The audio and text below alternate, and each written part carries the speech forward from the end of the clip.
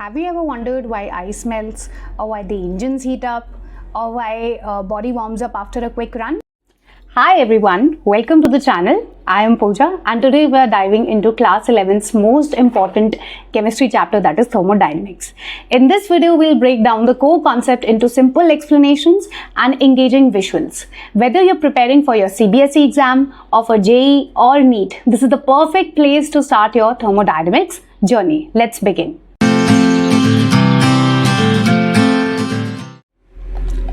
So let's quickly start with the chapter thermodynamics. Now, why this thermodynamics chapter is important? Because it connects with a lot of other chapters like equilibrium, electrochemistry, redox reactions. बहुत सारे आगे आपको chapters आएंगे जो thermodynamics का आपको knowledge वहाँ पे बहुत ज़्यादा important होगा. So let's quickly start with the chapter, guys. Yes. Okay. So first thing first, what do you mean by thermodynamics? क्या होता है thermodynamics? It is the study of energy changes. It is the study of energy changes, especially heat and work. Heat को किससे denote करते हैं हम? Heat को denote करते हैं हम W से और वर्क को डिनोट करते हैं स्मॉल q से. ठीक है. So it's basically the study of energy changes in a physical and chemical process. What do you mean by physical process? It's a physical change you are talking about. Solid से liquid बन रहा है, liquid से gas बन रहा है, या solid से गैस बन रहा है. ठीक है. एंड केमिकल प्रोसेस मतलब कोई केमिकल रिएक्शन हो रही है, कोई केमिकल रिएक्शन हो रही है. जैसे boiling of water is a physical process. इसमें अगर मैं एनर्जी चेंजेस स्टडी करूंगी तो उसको थर्मोडायनेमिक्स बोलेंगे. ठीक है. Agenda of the entire thermodynamics is what? What is the basic purpose? What is the basic purpose? The basic purpose is to check whether मैं जो reaction सोच रही हूँ अपने दिमाग में वो हो सकती है कि नहीं हो सकती है ना. कुछ पहले ही एक वर्कअप करेंगे जिसमें अगर वो एनर्जी की वैल्यूज कुछ जो आनी है वैसे आई हैं तो ही हम वो रिएक्शन परफॉर्म करेंगे, तो ही वो फीजिबल होएगी. Otherwise will not do that reaction, है ना, and not waste any resources. So the basic purpose of thermodynamics is to check the resources, check the resources and feasibility of the reaction. That's the main thing. It's to check the resources and feasibility of the reaction. वो reaction feasible है कि नहीं है, वो मेरा main concept है. ठीक है. अब पूरे chapter को भी हम ना 4 parts में divide करेंगे. ठीक है. We'll divide the entire chapter into 4 parts. What are those 4 parts? Quickly देख लेते हैं एक बार. 4 parts में divide करेंगे इसको.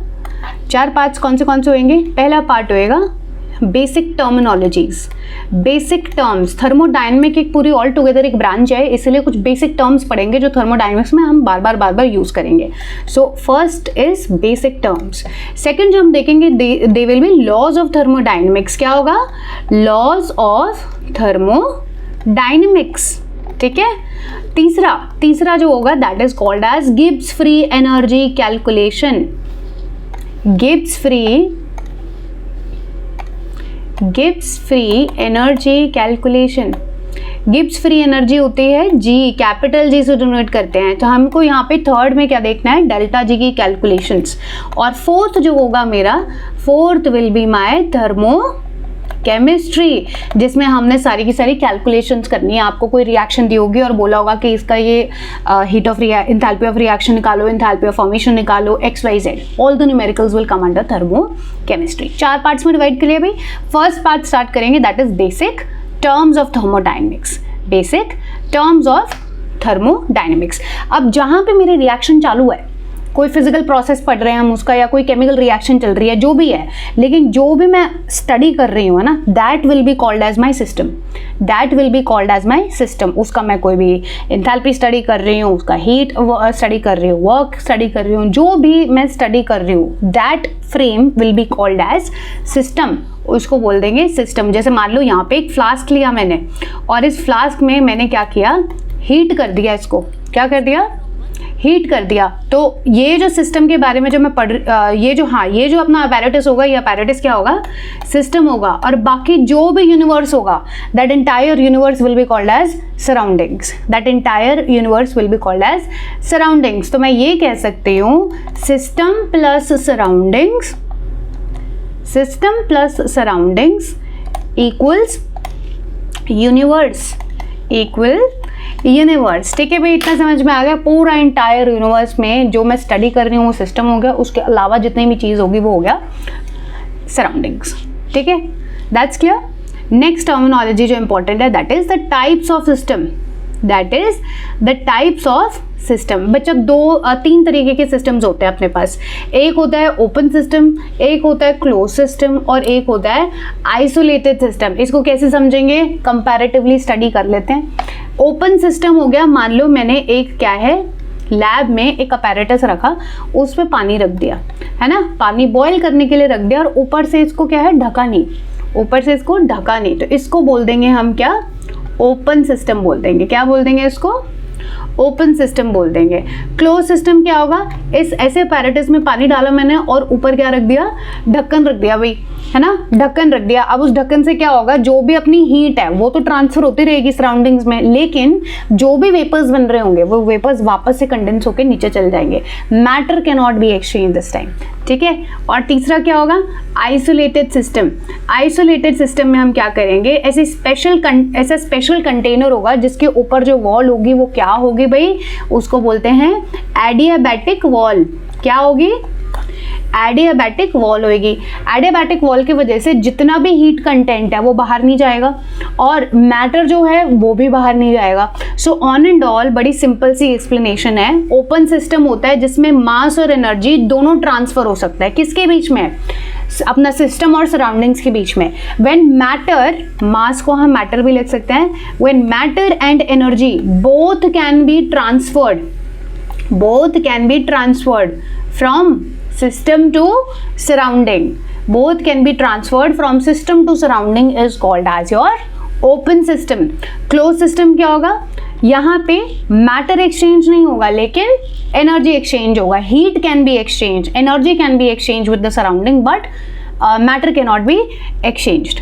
सो matter can not be exchanged but energy can be exchange. ठीक है भाई, तीसरा जो आ गया that is your isolated system. Isolated system क्या होता है, उसमें ऐसी वॉल आएगी। आइसोलेटेड सिस्टम में एग्जांपल हो गया जैसे थर्मस यूज करते हैं, थर्मस की जो ऊपर वॉल होती है वो क्या होती है, अपनी एडियाबैटिक वॉल्स होती है। It will not let the heat go out, it will trap the heat inside. So यहाँ पे ना ही मैटर एक्सचेंज होगा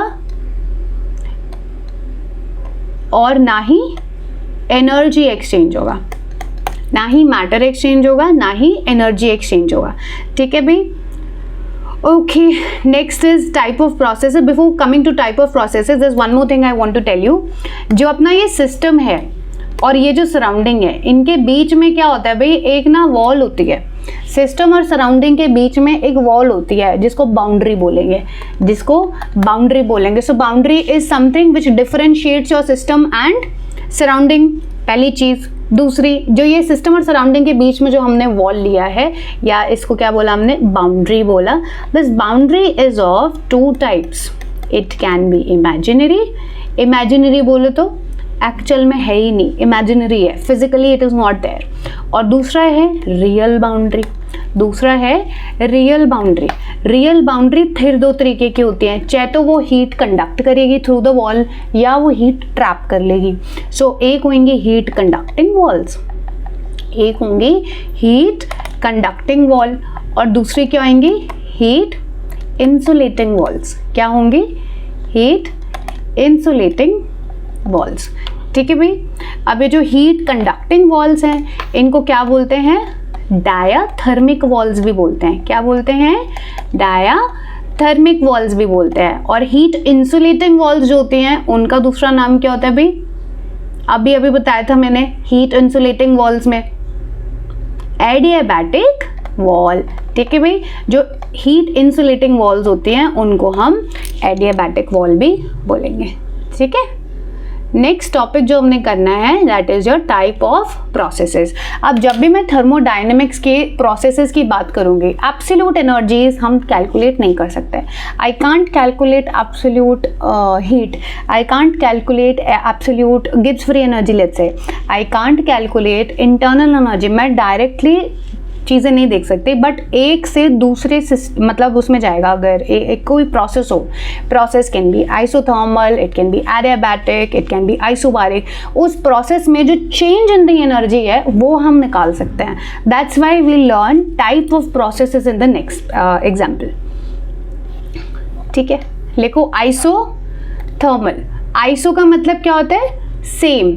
थर्मल का क्या मतलब होता है? Temperature. So when the temperature is constant that means our delta T will be zero. Our delta T will be zero. ऐसे प्रोसेसेस को हम क्या बोलते हैं? आइसोथर्मल प्रोसेस बोलेंगे। एडियाबैटिक, एडियाबैटिक प्रोसेस होता है जिसमें सिस्टम जो है ना तो कोई हीट ट्रैप करे ना ही कोई हीट अपनी रिलीज करे। Heat is given by Q, so when there is net delta Q equals zero that is called as an adiabatic process. Adiabatic मतलब जब हीट कुछ भी एक्सचेंज ना हो, सिस्टम नेट ना कुछ अब्जॉर्ब करे ना कोई रिलीज करे अपनी हीट। इसका एग्जाम्पल हो गया जैसे रैपिड कंप्रेशन होता है, एकदम से कंप्रेस करता है कोई भी गैस को, rapid compression. That is always done when there is no heat exchange. ठीक है। थर्ड आ जाएगा आइसोबारिक। आइसो मतलब सेम, बार इज अ क्या बोलते हैं? Unit of pressure. So when there is same pressure, ऐसा कोई प्रोसेस करें जिसमें हम नेट प्रेशर चेंज ना करें। So at constant pressure, that means our delta P equals 0. Example will be boiling water. ठीक है। नेक्स्ट आ जाओ भाई आइसोकोरिक।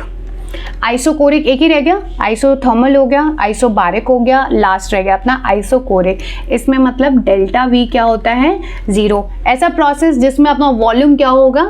नेट बिल्कुल ना चेंज हो। लाइक अगर स्टार्टिंग में I had a gas inside my system which is 2 liters, after that process the gas should remain 2 liters only.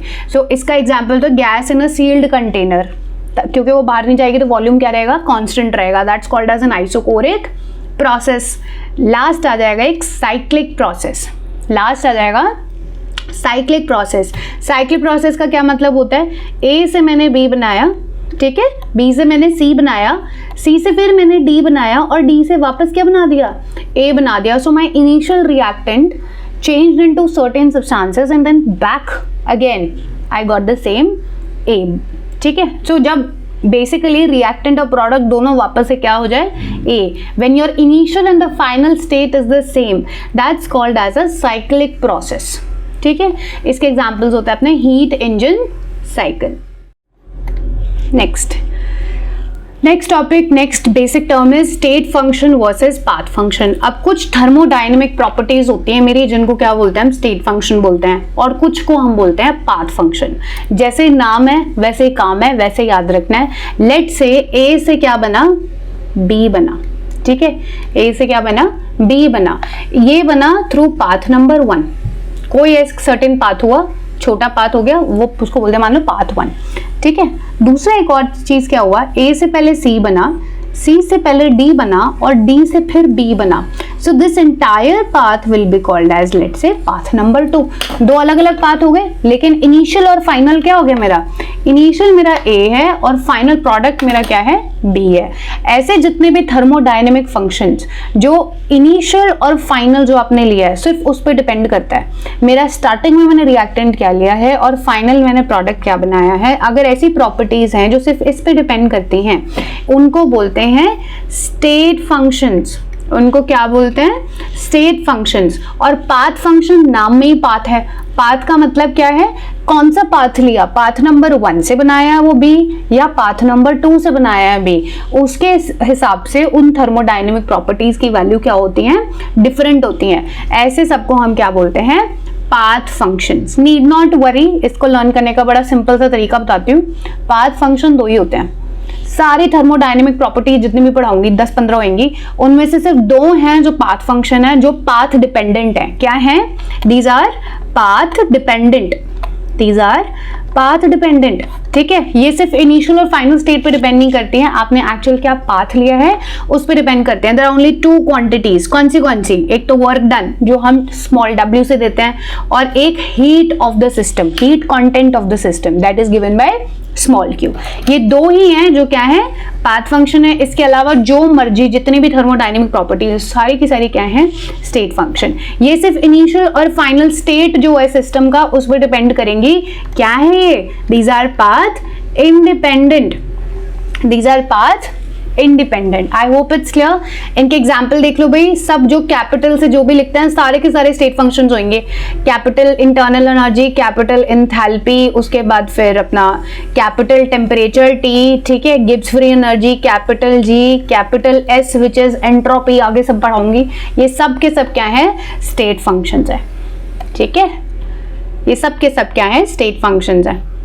आगे चले, last topic, okay, extensive versus intensive properties. अब ये समझ लेते हैं फटाफट, एक्सटेंसिव वर्सेस इंटेंसिव प्रॉपर्टी का क्या मतलब होता है, देख लो भाई फटाफट।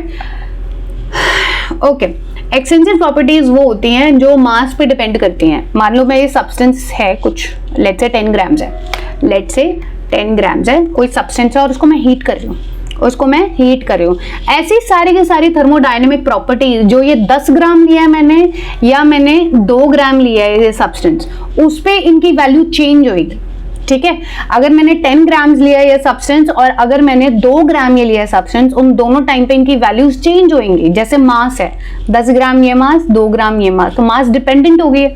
जब भी आप मास ऑफ द सब्सटेंस से डिपेंडेंट प्रॉपर्टीज होती हैं उनको हम बोलते हैं क्या, extensive properties. It depends on the amount of the substance that you have taken, ठीक है भाई, it's the amount of the substance, उस पर डिपेंड करेगा। एग्जाम्पल हो गया इसका volume, mass, energy and all of that, volume, mass, energy, internal energy और वो सब कुछ। इंटेंसिव प्रॉपर्टी क्या होता है, इंटेंसिव मतलब इंटरनली, मतलब सब्सटेंस के इंटरनली उसका क्या कॉन्स्टिट्यूशन है, सिर्फ उस पर मैटर करता है, क्या मास लिया उसका उस पर डिपेंड नहीं करता। It is independent of the amount of the substance that you take. For example, मैं 10 ग्राम NaCl लूं या 2 ग्राम NaCl लूं, डेंसिटी तो सेम रहेगी ना। अगर मैं 10 ग्राम NaCl लूं या 2 ग्राम NaCl लूं तो उसकी डेंसिटी सेम रहेगी। तो density is a kind of intensive property, क्योंकि उसकी वैल्यू इंटरनलाइज्ड है, वो सब्सटेंस के इंटरनली क्या है सिर्फ उस पर डिपेंड कर रहा है, मास पे डिपेंड नहीं कर रहा है। एग्जाम्पल, टेम्परेचर, प्रेशर एंड क्या बताया था, डेंसिटी, ये सारी क्या है, इंटरनल इंटेंसिव प्रॉपर्टीज हैं, ठीक है। Okay, 2 more things that I want you to know is, अगर मैंने कभी भी कोई एक्सटेंसिव प्रॉपर्टी हुई और उस एक्सटेंसिव प्रॉपर्टी का क्या कर दिया, मैंने मास से डिवाइड कर दिया, किससे डिवाइड कर दिया, मास से डिवाइड कर दिया, तो जो भी क्वांटिटी होगी वो क्या होगी, इंटेंसिव होगी। क्या होगी, इंटेंसिव होगी। मतलब अगर मैंने कोई एक्सटेंसिव प्रॉपर्टी को डिवाइड कर दिया bye its mass, I will get an intensive property. जो भी मेरे को फॉर्मूला मिलेगा, वो फॉर्मूला से जो भी निकल रहा है वो एक इंटेंसिव प्रॉपर्टी होगी। दूसरा, अगर मेरे पास एक्सटेंसिव प्रॉपर्टी है कोई और उसको मैंने एक्सटेंसिव से डिवाइड कर दिया, एक्सटेंसिव से ही क्या कर दिया, डिवाइड कर दिया, तो I will get an intensive property, I will get an intensive property. ये याद रखने, ये 2 अपने यूज होंगे बार बार चीज।